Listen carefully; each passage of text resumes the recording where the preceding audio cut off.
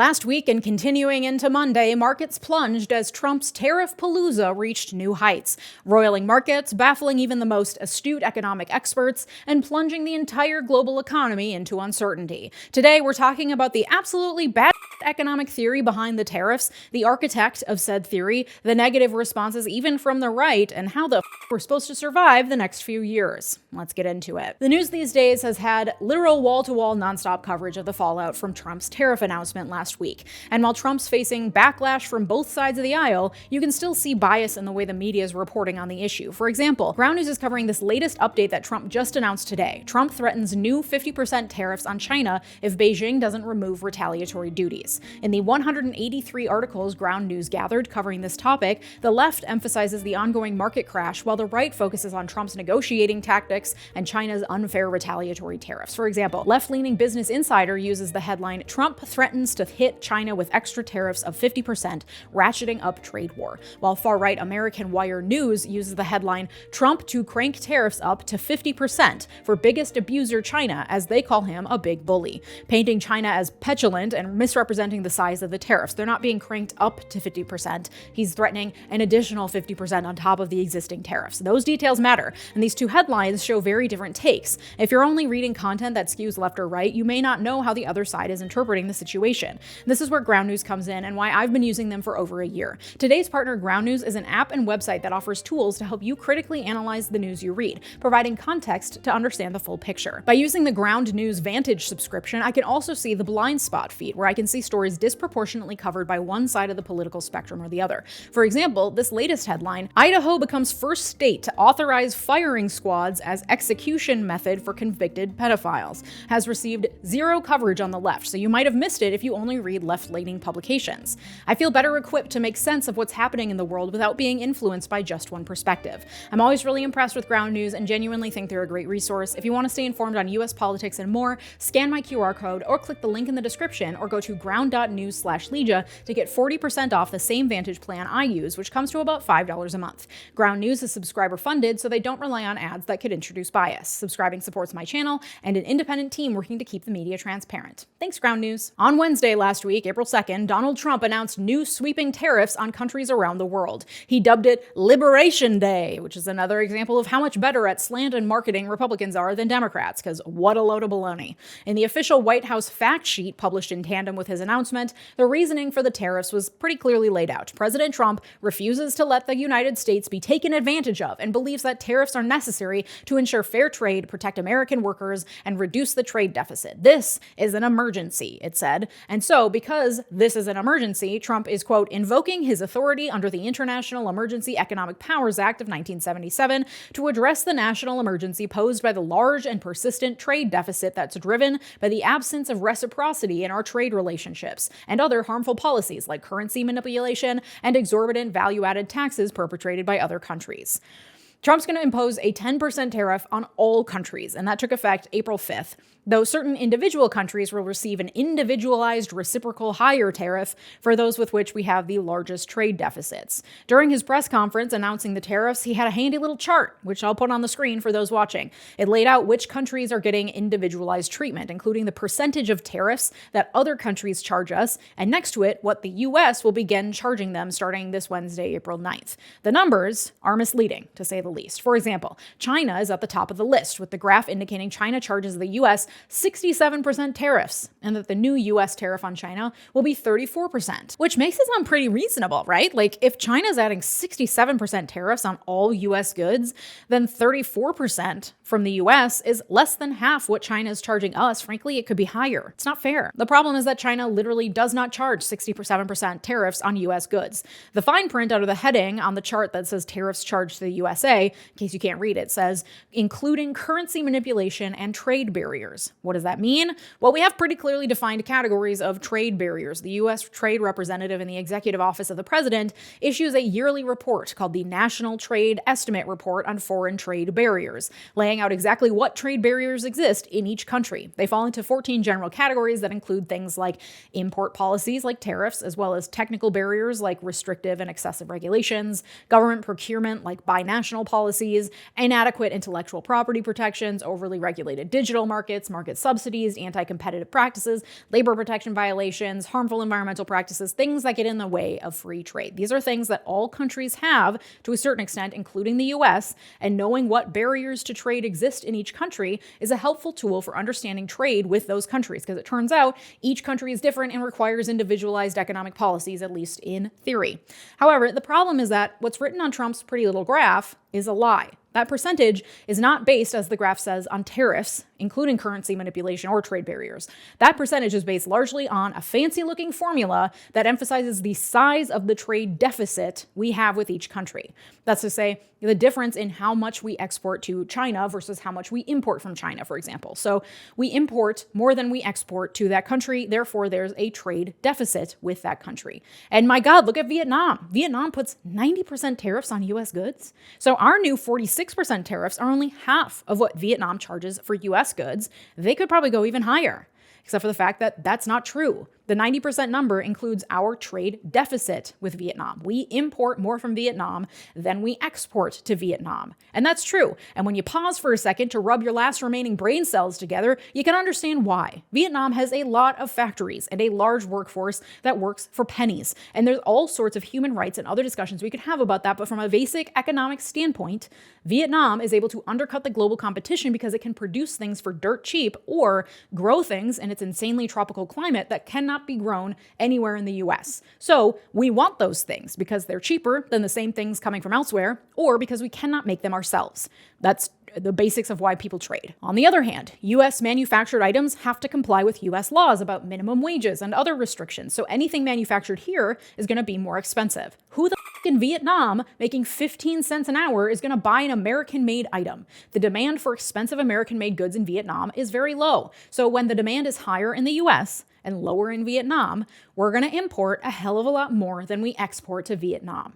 Slapping a 46% tariff on goods imported from Vietnam is not going to make the factory owners there think, wow, it would be so much easier and cheaper for me to move my factory to the US. Instead, they're going to mark up the price of their goods to cover the new tariff, and we will all pay more for those items here. Or they'll look at that list that he showed in his graph and say, the Philippines are pretty close to us and they provide cheap labor and they're only being charged 17% tariffs. So let's start moving our manufacturing there instead.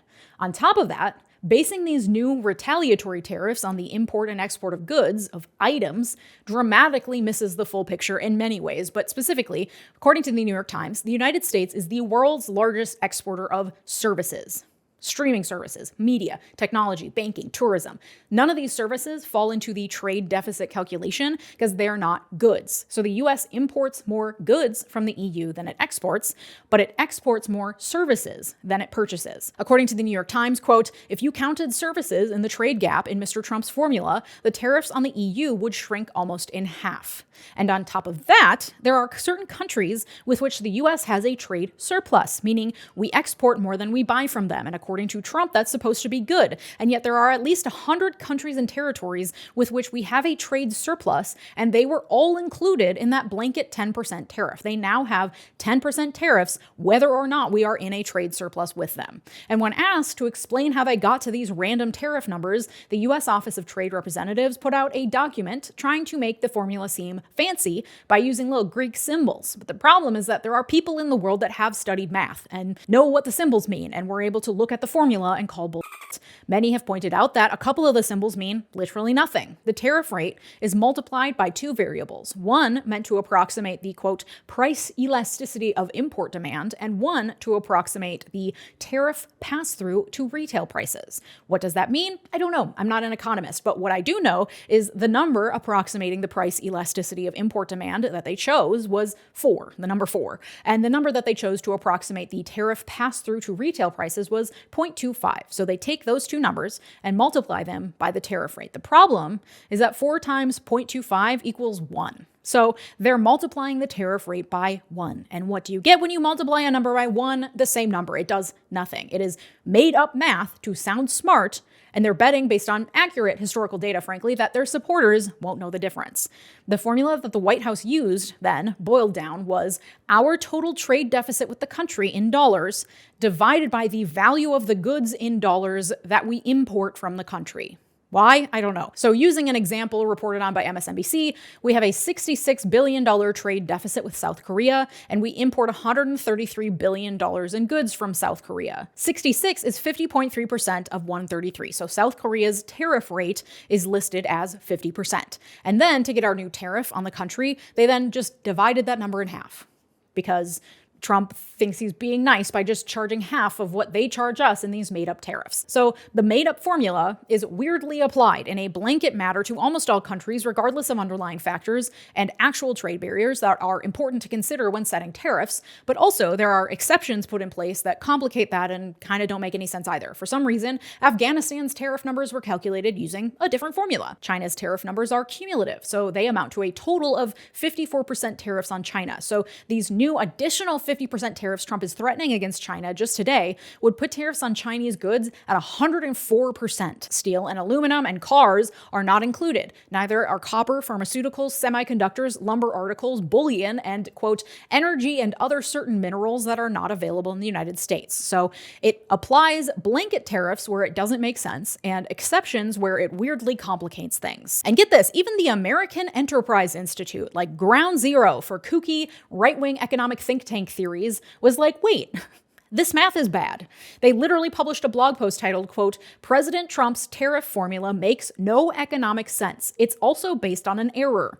That's the whole title. Because in addition to posting the formula that they used, the U.S. Office of the Trade Representative also cited to their sources, and people then checked those citations. In the American Enterprise Institute post, the authors write, quote, "Even if one were to take the Trump administration's tariff formula seriously, it makes an error that inflates the tariffs assumed to be levied by foreign countries fourfold."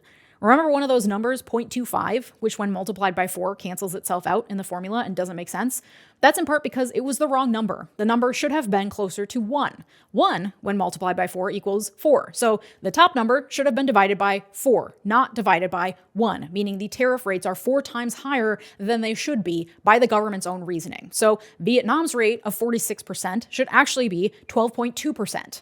As the American Enterprise Institute authors state, and I cannot believe I am quoting approvingly from that institution, quote, "Our view is that the formula the administration relied on has no foundation in either economic theory or trade law. But if we are going to pretend that it is a sound basis for U.S. trade policy, we should at least be allowed to expect that the relevant White House officials do their calculations carefully." Sick burn, and from a far-right extremist think tank, no less, proving officially once and for all that there is one hard line that conservatives do actually have when it comes to Trump's behavior.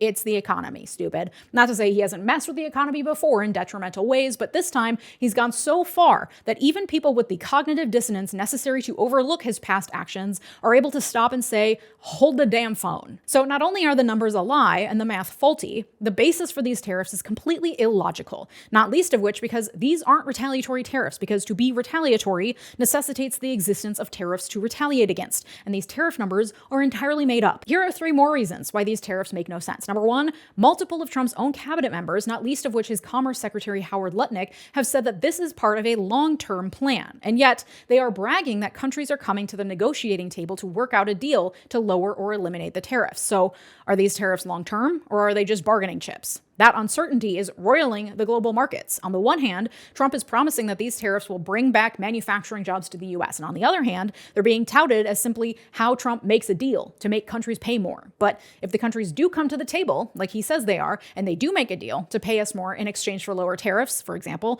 that means that those markets will open back up and these tariffs will be short-lived.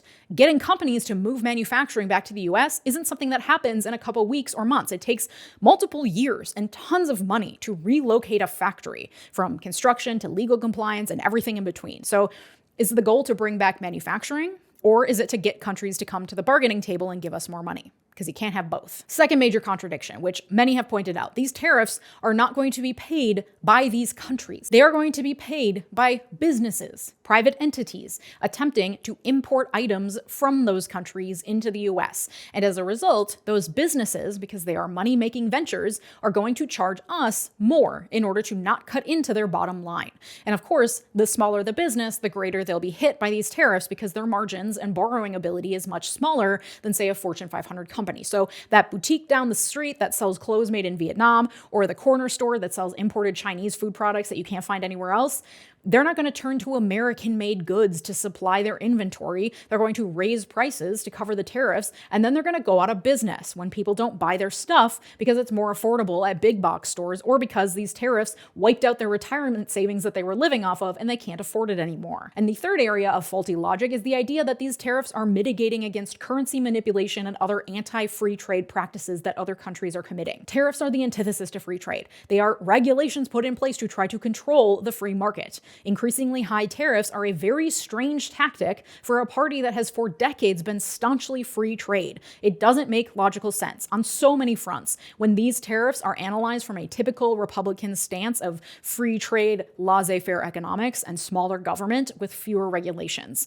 And I think that's why we're seeing pushback even from the right, which we'll get into, but it is worth quickly examining how we got to these tariffs in order to understand them, because they cannot be understood through a traditional Republican lens. They have to be understood through the lens of the people behind the scenes pulling the strings to enact these tariffs, because Trump didn't come up with this by himself. Enter Peter Navarro, the chief architect behind Trump's tariff plan. Here's how the New York Times describes him: a Rasputin-like China hawk who whispers anti-China musings in President Trump's ear.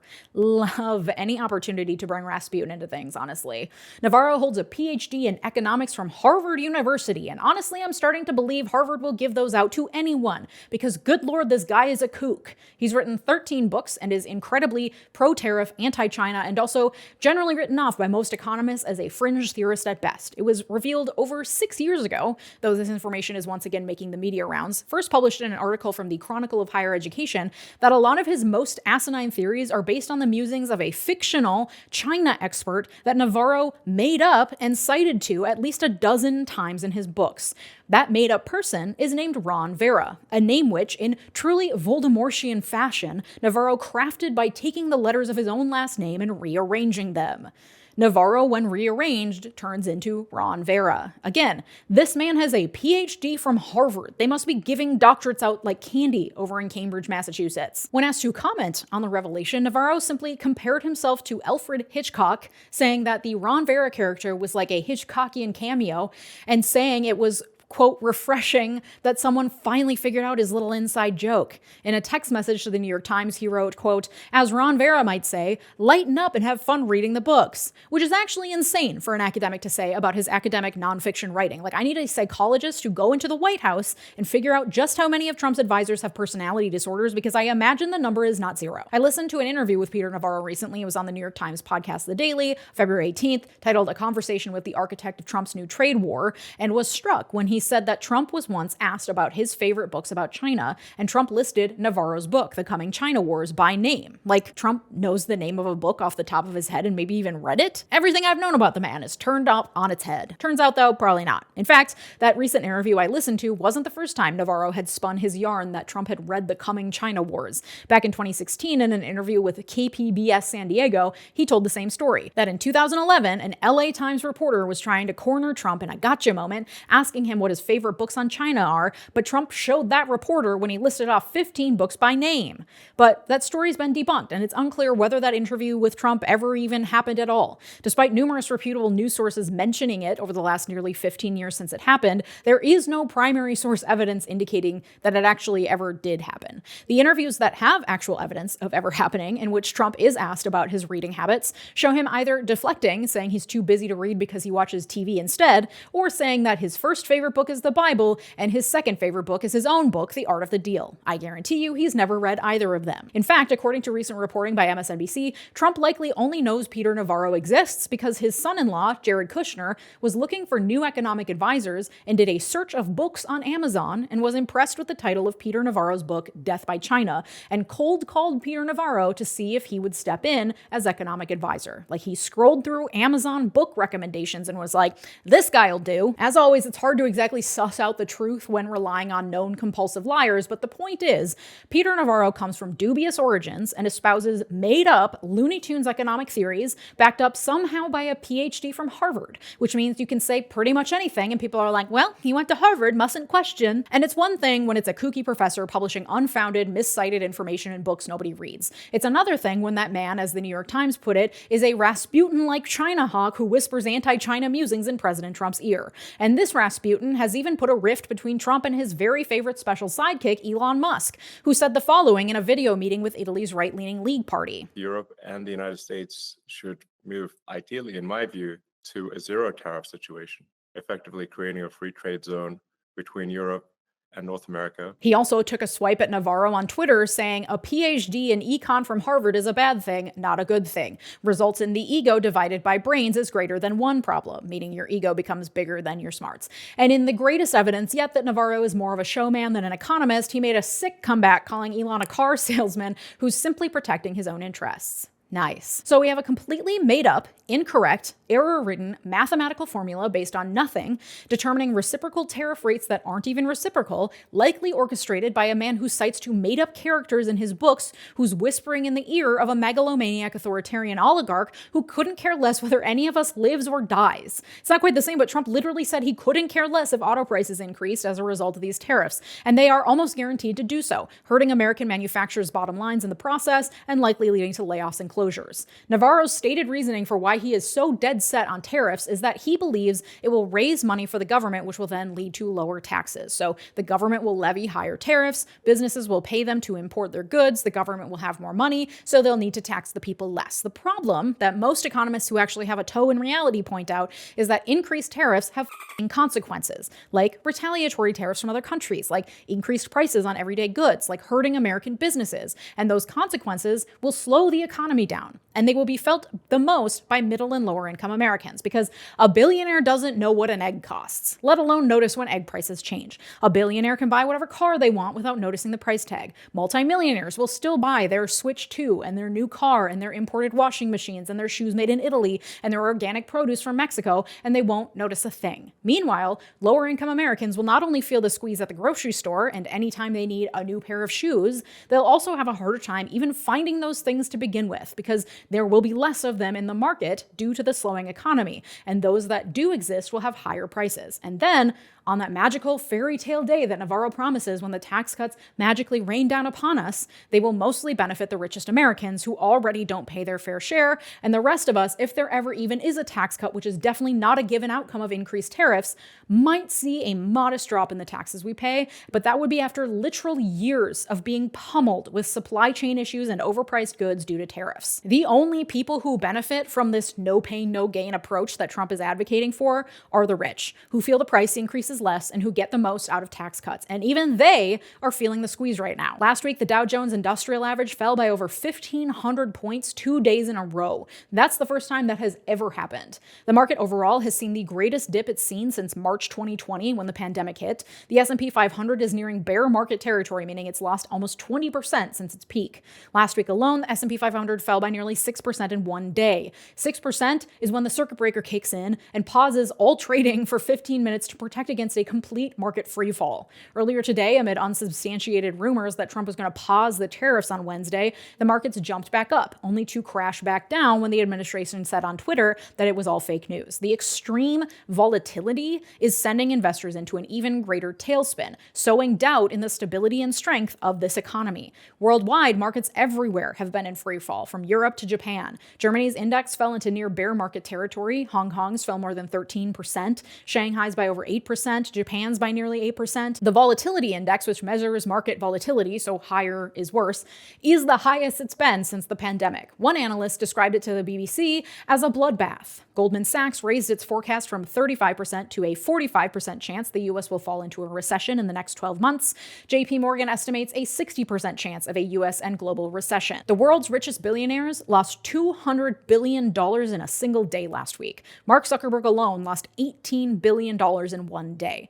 This has led to rare backlash by billionaires aimed at the Trump administration. Billionaire investor Bill Ackman took to Twitter to lambaste the president, saying, quote, "The president is losing the confidence of business leaders around the globe," and adding, quote, "We are heading for a self-induced economic nuclear winter, and we should start hunkering down," which says a lot because billionaires literally have bunkers in which to hunker. Ackman added in his post, quote, "This is not what we voted for." And this echoes the overarching Republican response to these tariffs as well, from rank-and-file voters to members of Congress. One user on conservative subreddit named 𝗓𝗓𝗡𝗧𝗏 put it well when he said, quote, "I get the sense I'm not being told the truth." Or user Comprehensive Town 919 on Republican subreddit saying, "I need someone to help me understand what exactly these tariffs are going to help us on, because right now, all I'm seeing is the prices for simple everyday living items continuing to go up. This is not what I voted for, and I want to know why this is happening." With user 𝗬𝗬𝗓 responding, "This was Trump's main economic policy proposal during the 2024 election campaign, .. And another user responding, "This is what you voted for." And this is the Republican subreddit. Its profile picture is literally of Donald Trump's face. TikTok user MostFace2, who's not conservative but has been apparently following conservative subreddit since 2014, noted this is a huge shift in rhetoric on this subreddit. Lately, the comments on there are nothing like I have ever seen. I've never seen it be this consistently anti-Trump, with flared users, legit representatives of that community. This bubble that has been ironclad for a long time, for like a decade, is starting to pop. It's a change I have not seen in over 10 years. Even Republicans in Congress are showing rifts in their typically lockstep support of Trump's agenda. Senator Rand Paul of Kentucky told reporters, quote, "When President William McKinley most famously put tariffs on in 1890, they lost 50% of their seats in the next election. When Smoot and Hawley put on their tariff in the early 1930s, we lost the House and the Senate for 60 years. So they're not only bad economically, they're bad politically." Perhaps most notably, a new bill is gaining rare bipartisan support from the likes of Mitch McConnell and 𝗬𝗓𝗧𝗏. The bill would limit the president's power to impose new tariffs, and instead the president would have to obtain congressional approval. Congress would also retain the power to end any tariff at any time. And this isn't a revolutionary idea. The Constitution literally gives the power to tax and tariff to the Congress. But over the centuries, Congress has slowly passed laws offloading that duty onto the president. However, many Republicans are not jumping on board with the new bill, instead deciding to tentatively support Trump, with Senate Majority Leader John Thune saying he's giving Trump the benefit of the doubt. As Democratic Senator Brian Schatz put it, "Mostly everyone hates this. They are just too afraid of the Mad King at the moment." And that about sums it up. And while we can look at reactions on the right and left, the volatility of the market, and economic forecasts to try to see what's going to happen, the reality is that nobody really knows. No one's done something like this before, not to this extent, with this little support, with this little backing in reality or how economics works, with this little care for the consequences or the fallout. Europe is talking about enacting more retaliatory tariffs. China already has. Rumors that the tariffs will be postponed on Wednesday have already come and gone and will probably come again. He may pause them on Wednesday. He's done it before. The result, whether the tariffs stick or not, is increased global economic uncertainty in the face of all of this volatility. The result is further alienating countries that were once our allies, relationships that will take decades to fix, long after Trump is gloriously cold and dead in the ground.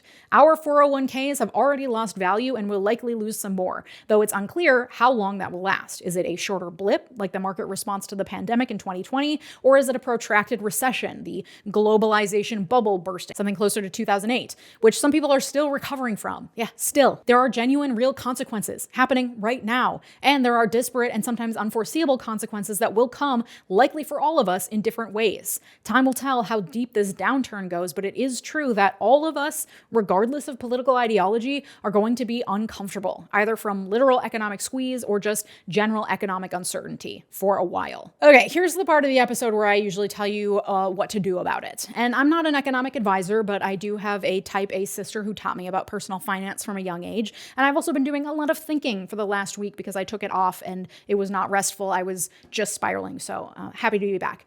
Here's what I'm doing and thinking about. Recessions have happened. World wars have happened. Pandemics have happened multiple times. Through it all, despite incredible volatility and economic hardship, which I do not mean to minimize, but this is the truth, through it all, the economy has continued intact, meaning the stock market still exists, it bounces back, the downturns have been temporary.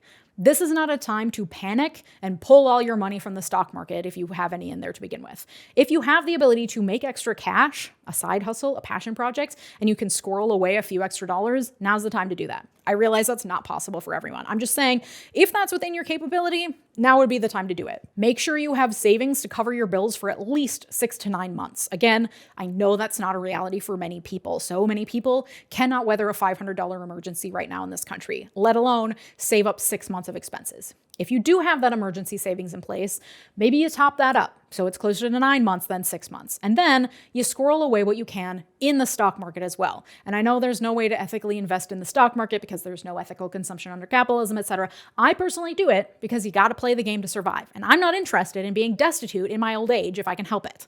That's the reality we live in. And the reality is that the more stocks you can buy during a downturn, the greater returns you'll get on your investments.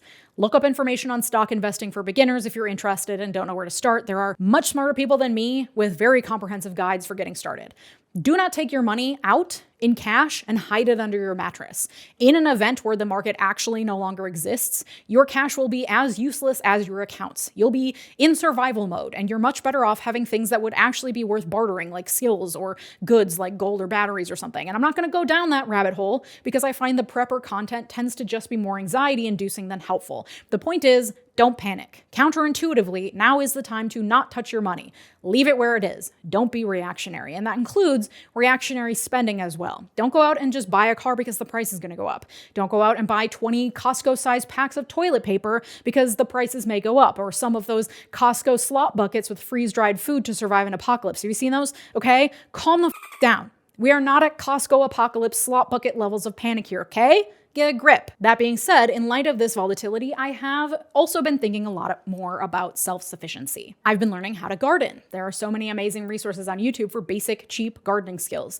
Even in a small space, it's amazing how much of your own produce you can grow, especially things like leafy greens and herbs, which are insanely easy to grow and can be really expensive. I grew kale in a bucket in my fire escape during law school just to feel something. Now's the perfect time of year to start a tomato plant. If you have some old potatoes with weird sprouts coming out of them, cover them with dirt and they'll multiply. But in addition to turning inward to self-preservation and self-sufficiency and learning new skills, I urge you, and this is coming from me, your resident introvert, to also look outward for community support. And I don't even necessarily mean mutual aid, though that is also a huge part of this, seeking and providing monetary support, bartering services, etc. within your community. But I also mean turning outward to your friends and family for support in living everyday life. You don't have to go this alone. Maybe every Tuesday you go to a friend's house to work remotely together. Maybe your friend has a yard she isn't using and would be thrilled to let you plant a garden there. Maybe you have a friend who loves baking bread, who starts baking loaves for your friend group. Maybe you're an amazing sewer and can mend and hem your own clothes to make them last longer, and you offer that for your friends and family as well. It doesn't have to be this big political organizing effort. It can literally be offering your resources or skills to your existing networks of friends and family who will certainly feel inspired to offer theirs back to you as well. And this is a shitty situation, but it offers at the very least an opportunity to start to unlearn some of the very American habits and proclivities that I certainly participate in as well. The rugged individualism, the workaholic schedule, the complete disconnection from food systems and nature, the lack of third spaces and socializing outside of work. Time and again, every time I spiral about the world, which I have been doing on a near daily basis for the last few months, I always arrive back at the same spot, that my skills, my self-sufficiency, and my community are the things that can help me weather any storm. And I think that's true for all of us. Keep showing up at protests. I believe there's another one scheduled later in April. Keep calling your representatives, especially about this bill that would take back congressional tariff power. Probably boycott American-made goods if you live outside the US. I know I would. But also keep the faith that we'll get through this together, which is easier said than done. And I'm not telling you that you have to just remain positive or that you're not allowed to freak out and rage every once in a while, because I sure have been doing that. But also, despite all odds, I still believe in us. And hey, as we learned from Rand Paul, last time Republicans passed tariffs this massive, the Democrats took over for the next 60 years. So here's hoping. And if you'd like to support my work, I recommend joining me over on Patreon, where I launched the Why America Co-Learning Lab at the beginning of this year, a learning community having discussions and making connections along with a monthly syllabus curated by me. All year, we'll be covering topics under the umbrella theme of Eat the Rich, building solidarity in the new Gilded Age. April's topic is all about uncovering how fascism festered in America. This is all hosted over on Patreon, link down below if you're interested. Please join us, patreon.com/Leeja Miller. Thank you to my multi-platinum patrons, Mark, Thomas Orff, Sarah Shelby, Art, David, RH, Latranger Lucas, Joshua Cole, Thomas Johnson, and Tay. Your generosity makes this channel what it is, so thank you. And if you like this episode, you'll like my last episode, all about Trump's attack against lawyers. Thanks so much for watching. Have a good day. Bye-bye.